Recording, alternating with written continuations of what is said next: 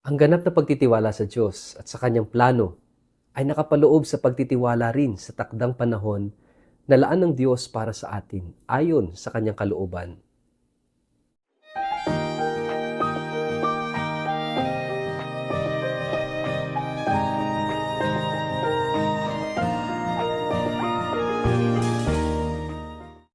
Ang mabuting balita ng Panginoon ayon kay San Lucas.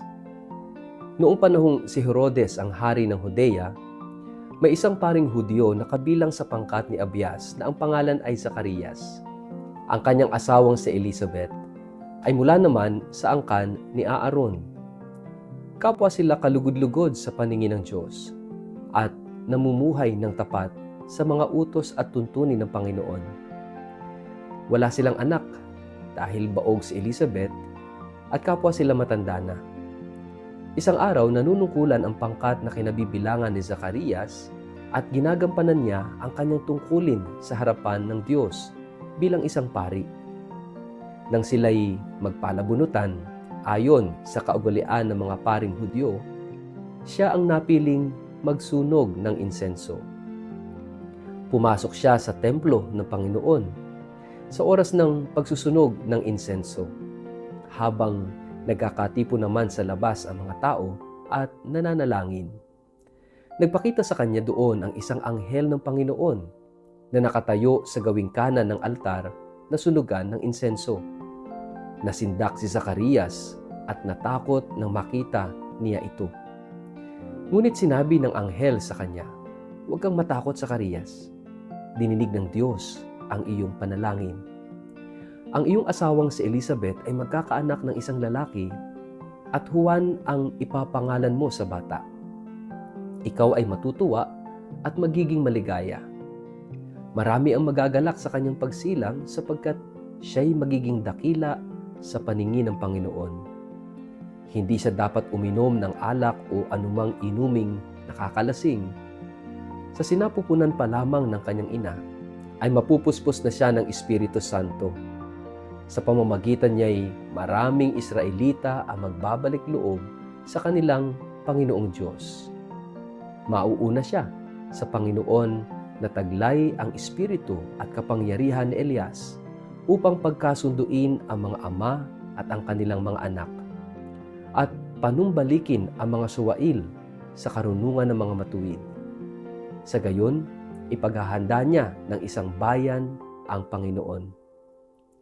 Sinabi ni Zacarias sa anghel, "Paano ko matitiyak na mangyayari iyan? Ako'y matanda na at gayon din ang aking asawa." Sumagot ang anghel, "Ako'y si Gabriel na nakatayo sa harapan ng Diyos. Isinugo niya ako upang dalhin sa iyo ang magandang balitang ito. Ngunit dahil sa hindi ka naniwala sa mga sinasabi kong matutupad, pagdating ng takdang panahon, ikaw ay magiging pipi. Hindi ka makakapagsalita hanggang sa araw na maganap ang mga ito."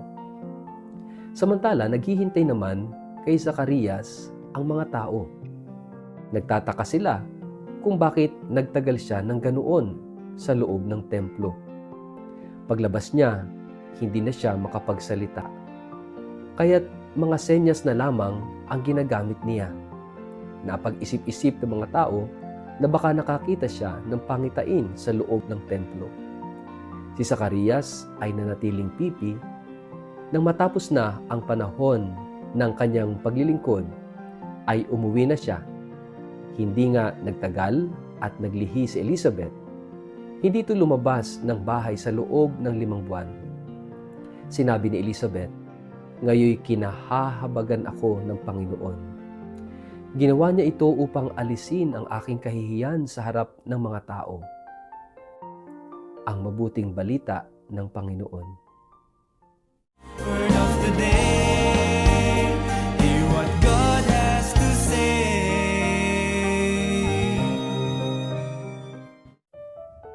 Mapagpalang araw po sa inyong lahat. Kumusta po kayo? Ang atin pong word of the day ay faith. Mga kapatid, tayo nasa ika-4 na araw na ng ating Misa de Gallo o Misa Aguinaldo o Simbang Gabi. At dinadala tayo sa ika-4 na araw na ito sa kwento ng mag-asawang Zacarias at Elizabeth. Sila'y larawan ng pagtitiwala at pananampalataya sa Diyos.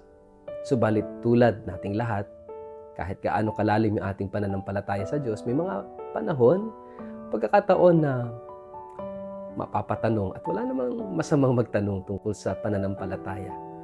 Ito'y napakahalaga upang mas higit na lumalim, no, yung ating pagkaalam, pananampalataya at pagtitiwala sa Diyos. Subalit bahagi po ng pananampalataya na itinuturo ng ating gospel sa araw na ito ay yung pagtitiwala sa oras at panahon ng Diyos. Ito madalas yung hindi natin maintindihan. Kapag tayo ay nagdarasal, kapag tayo ay merong hinihiling sa Diyos, gusto natin na sa panahon natin, sa oras natin ito matupad. Hindi natin hinihiling o hinihingi na, Lord, kung kailan mo gusto, kung kailan mo nais, at kung ano yung gusto mo. Madalas yung sarili nating standard ang gusto nating masunod.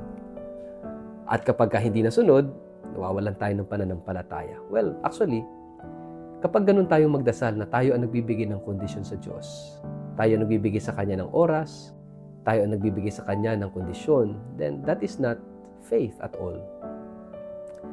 Sinusubukan pa natin ang Diyos. Mga kapatid, yung tunay na pananampalataya ay pagtitiwala sa oras, sa panahon, sa disenyo, sa plano ng Diyos. Kung ano yung gusto niya, kung ano yung kalooban niya sa takdang panahon. Dalawang klase yung oras, isang Chronos at isang Kairos. Yung Chronos, ito yung panahon natin, ito yung historical time. Ito yung sequential time. Kaya meron tayong term na chronological, no, or chronology.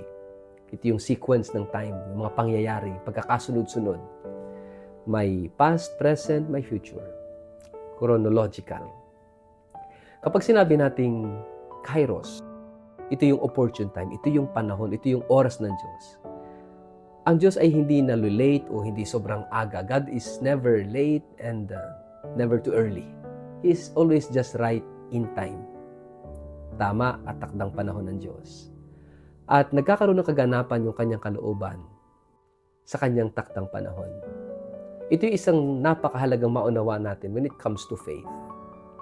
And mga kapatid, makikita rin natin sa pangalan ng mag-asawang ito, ano ba ibig sabihin ng pananampalataya? Yung pangalang Zechariah o Zacarias, ang kahulugan nito, God remembers. Naalala o nakakaalala ang Diyos.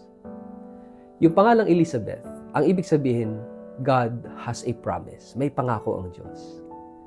Kaya nga, itong pagsasama ng mag-asawang ito ay nagpapaalala that God remembers His promise. Naalala at naaalala ng Diyos ang kanyang pangako.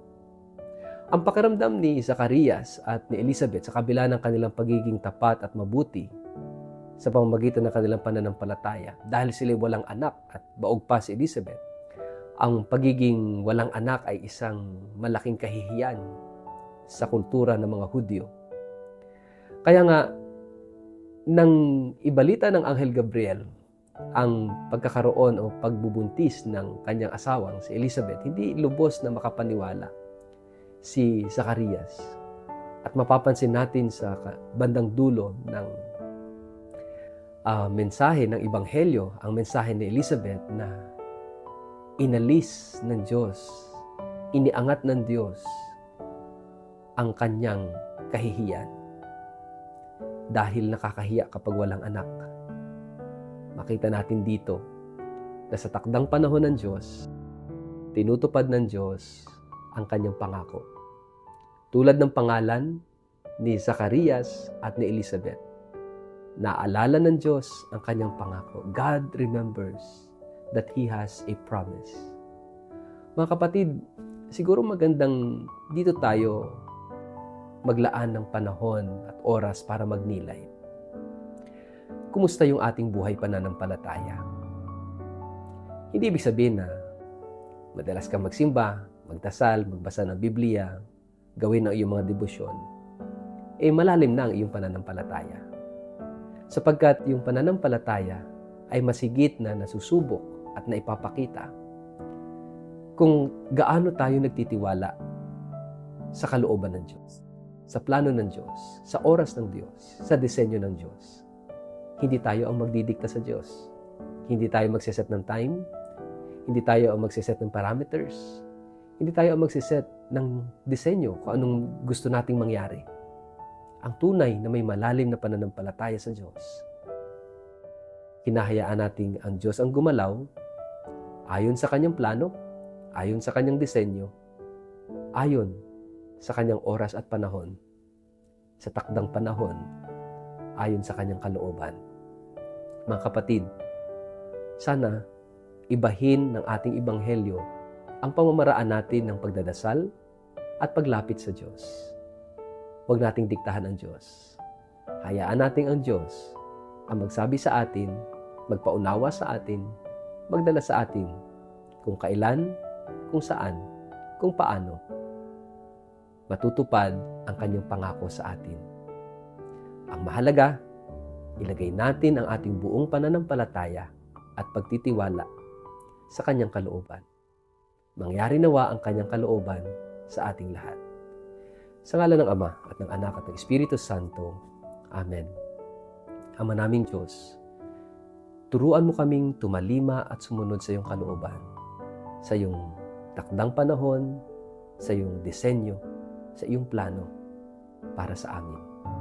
At nawa, matuto kaming tumalima na may kababaang loob at pagsunod sa iyo. Amen. Pagpalain po kayo at ingatan ng makapangyarihang Diyos, Ama at Anak at Espiritu Santo. Amen.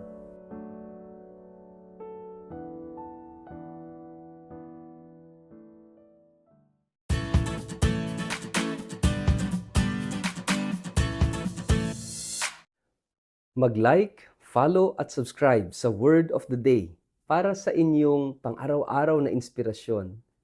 Inaanyayahan ko po kayong i-like ang aking Facebook page at mag-subscribe sa aking YouTube channel na Word of the Day.